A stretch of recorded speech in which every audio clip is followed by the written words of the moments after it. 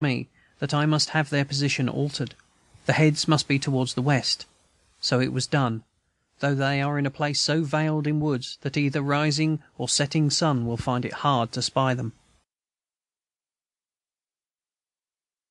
We have now a good regimental hospital, admirably arranged in a deserted gin-house, a fine well of our own digging within the camp lines, a full allowance of tents, all floored, a wooden cook-house to every company, with sometimes a palmetto mess-house beside, a substantial wooden guard-house, with a fireplace 5 feet in declar, where the men off duty can dry themselves and sleep comfortably in bunks afterwards.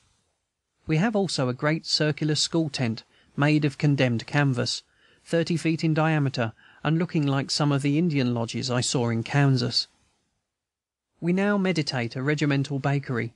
Our aggregate has increased from 490 to 740, besides 100 recruits now waiting at St. Augustine, and we have practised through all the main movements in battalion drill. Affairs being thus prosperous, and yesterday having been 6 weeks since my last and only visit to Beaufort, I rode in, glanced at several camps, and dined with the General. It seemed absolutely like re-entering the world, and I did not fully estimate my past seclusion till it occurred to me, as a strange and novel phenomenon, that the soldiers at the other camps were white. January 8th. This morning I went to Beaufort again, on necessary business, and by good luck happened upon a review and drill of the white regiments. The thing that struck me most was the same absence of uniformity, in minor points, that I noticed at first in my own officers. The best regiments in the department are represented among my captains and lieutenants, and very well represented too, yet it has cost much labor to bring them into any uniformity in their drill. There is no need for this, for the prescribed tactics approach perfection. It is never left discretionary in what place an officer shall stand, or in what words he shall give his order. All variation should seem to imply negligence. Yet even West Point occasionally varies from the tactics, as, for instance, in requiring the line officers to face down the line when each is giving the order to his company. In our strictest Massachusetts regiments this is not done. It needs an artist's eye to make a perfect drill master. Yet the small points are not merely a matter of punctilio, for the more perfectly a battalion is drilled on the parade ground, the more quietly it can be handled in action. Moreover, the great need of uniformity in this, that in the field soldiers of different companies and even of different regiments are liable to be intermingled, and a diversity of orders may throw everything into confusion. Confusion means Bull Run. I wished my men at the review to-day, for, amidst all the rattling and noise of artillery and the galloping of cavalry, there was only one infantry movement that we had not practised, and that was done by only one regiment, and apparently considered quite a novelty, though it is easily taught. Forming square by Casey's method, forward on centre. It is really just as easy to drill a regiment as a company. Perhaps easier, because one has more time to think, but it is just as essential to be sharp and decisive, perfectly clear-headed, and to put life into the men. A regiment seems small when one has learned how to handle it, a mere handful of men, but I have no doubt that a brigade or a division would soon appear equally small. But to handle either judiciously, that is another affair. So of governing. It is as easy to govern a regiment as a school or a factory, and needs the like qualities: system, promptness, patience, tact. Moreover, in a regiment one has the aid of the admirable machinery of the army, so that I see very ordinary men who succeed very tolerably. Reports of a 6 months' armistice are rife here, and the thought is deplored by all. I cannot believe it, yet sometimes one feels very anxious about the ultimate fate of these poor people.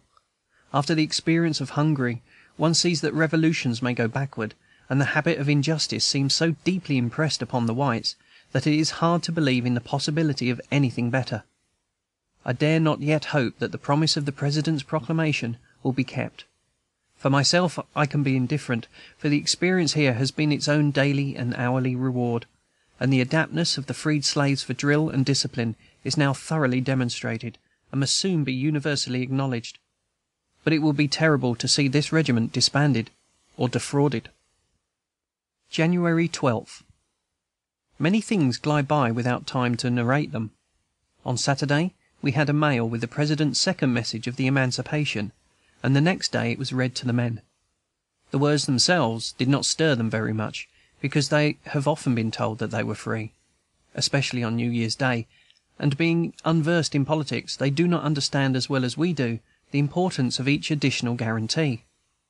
But the chaplain spoke to them afterwards very effectively, as usual, and then I proposed to them to hold up their hands and pledge themselves to be faithful to those still in bondage.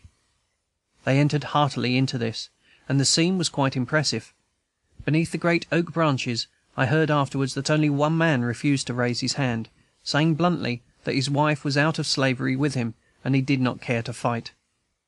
The other soldiers of his company were very indignant, and shoved him about among them while marching back to the quarters, calling him coward. I was glad of their exhibition of feeling, though it is very possible that one who had thus the moral courage to stand alone among his comrades might be more reliable, on a pinch, than some who yielded a more ready assent. But the whole response on their part was very hearty, and will be a good thing to which to hold them hereafter, at any time of discouragement or demoralization, which was my chief reason for proposing it. With their simple natures, it is a great thing to tie them to some definite committal. They never forget a marked occurrence, and never seem disposed to evade a pledge. It is this capacity of honor and fidelity which gives me such an entire faith in them as soldiers. Without it all their religious demonstration would be mere sentimentality. For instance, every one who visits the camp is struck with their bearing as sentinels. They exhibit, in this capacity, not an upstart conceit, but a steady, conscientious devotion to duty. They would stop their idolized General Saxton if he attempted to cross their beat contrary to orders. I have seen them. No feeble or incompetent race could do this. The officers tell many amusing instances of this fidelity, but I think mine the best. It was very dark the other night, an unusual thing here, and the rain fell in torrents. So I put on my india-rubber suit and went the rounds of the sentinels incognito to test them. I can only say that I shall never try such an experiment again, and have cautioned my officers against it. 'Tis a wonder I escaped with life and limb, such a charging of bayonets and clicking of gun-locks. Sometimes I tempted them by refusing to give any countersign, but offering them a piece of tobacco, which they could not accept without allowing me nearer than the prescribed bayonet's distance. Tobacco is more than gold to them. It was touching to watch the struggle in their minds, but they always did their duty at the last, and I never could persuade them. One man, as if wishing to crush all his inward vacillation at one fell stroke, told me stoutly that he never used tobacco, though I found the next day that he loved it as much as any one of them. It seemed wrong thus to tamper with their fidelity, yet it was a vital matter to me to know how far it could be trusted, out of my sight. It was so intensely dark that not more than one or two knew me, even after I had talked with the very next sentinel, especially as they had never seen me in the india-rubber clothing, and I can always disguise my voice. It was easy to distinguish those who did make the discovery. They were always conscious and simpering when their turn came, while the others were stout and irreverent till I revealed myself, and then rather cowed and anxious, fearing to have offended. It rained harder and harder, and when I had nearly made the rounds, I had had enough of it, and simply giving the countersign to the challenging sentinel, undertook to pass within the lines. "Halt!" exclaimed the dusky man and brother, bringing down his bayonet. "De countersign not correct." Now the magic word in this case was Vicksburg, in honor of a rumored victory. But as I knew that these hard names became quite transformed upon their lips, Carthage being familiarized into Cartridge, and Concord into Corncob, how could I possibly tell what shade of pronunciation my friend might prefer for this particular proper name? "Vicksburg," I repeated, blandly, but authoritatively, endeavoring as zealously as one of Christie's minstrels to assimilate my speech to any supposed predilection of the Ethiop vocal cords. "Halt da! Countersign not correct," was the only answer. The bayonet still maintained a position which, in a military point of view, was impressive. I tried persuasion, orthography, threats, tobacco, all in vain. I could not pass in. Of course my pride was up, for I was to defer to an untutored African on a point of pronunciation. Classic shades of Harvard forbid. Affecting scornful indifference, I tried to edge away, proposing to myself